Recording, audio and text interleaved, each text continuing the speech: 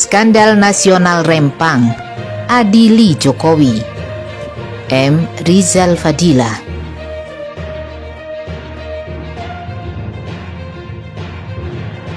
Dari konflik warga etnis Melayu dengan aparat di Rempang terkuak banyak porok. Sebutan yang pantas untuk kasus ini yaitu skandal nasional. Disebut skandal karena ada perbuatan yang memalukan atau menurunkan martabat seseorang.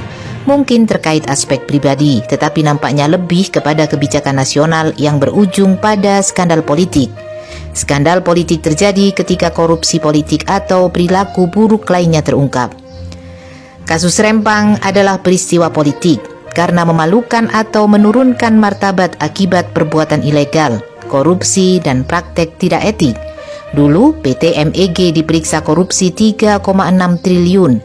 Penggusuran rakyat Melayu merupakan perilaku tidak etis dan merusak sendi-sendi moral. Suku Indian saja dilokalisasi. Ini suku Melayu justru direlokasi. Rezim memang tidak bermoral, menggusur seenaknya. 5. Misbehavior rezim Jokowi dalam kasus Rempang sehingga pantas menjadi elemen sebuah skandal. Pertama, diawali dari Omnibus Law yang bertujuan menggalang dan melindungi investasi. Omnibus Law baik tenaga kerja, kesehatan, pajak, dan lainnya adalah induk skandal politik yang memperalat hukum. Investasi Rempang merupakan derivasi Omnibus Law, menjadikan investasi sebagai berhala. Kedua, manipulasi perjanjian dan perizinan. Izin kepada PT MEG Tommy Winata untuk mengelola Rempang Eco City tidak memenuhi proses perizinan yang layak.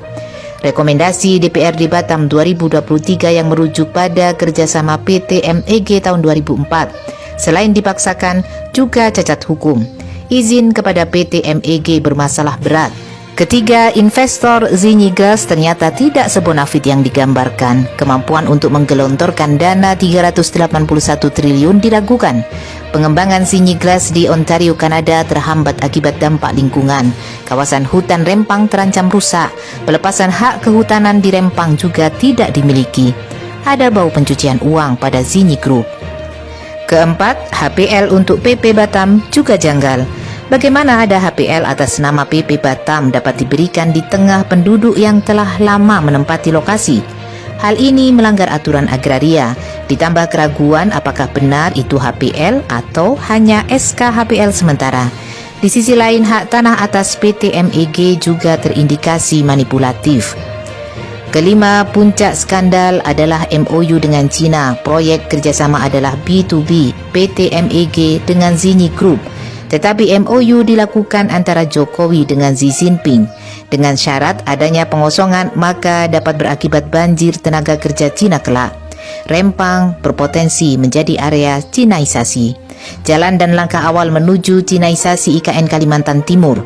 Kasus Rempang adalah skandal nasional yang melewati batas investasi. Kebijakan pemerintahan Jokowi potensial membuka pintu Cina untuk aneksasi.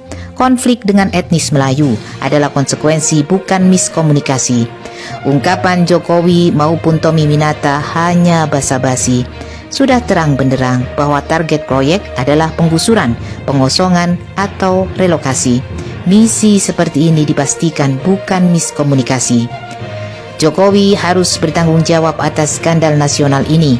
Tidak cukup dengan mengundurkan diri atau ditumbangkan, tetapi berlanjut pada proses hukum. Jokowi absolut diadili. Ada pengkhianatan negara, ada pelanggaran konstitusi, dan ada pula perbuatan kriminal. Sekurangnya, delik bohong menyebabkan keonaran dapat dikenakan.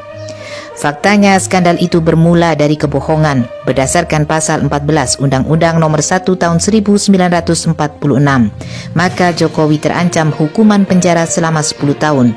Jokowi sebagai pesakitan, bagusnya berbaju adat oranye. Acara kenegaraan itu dilakukan di depan majelis hakim. Maka di ruang sidang ada toga hitam, meja hijau, dan seseorang yang berbaju oranye.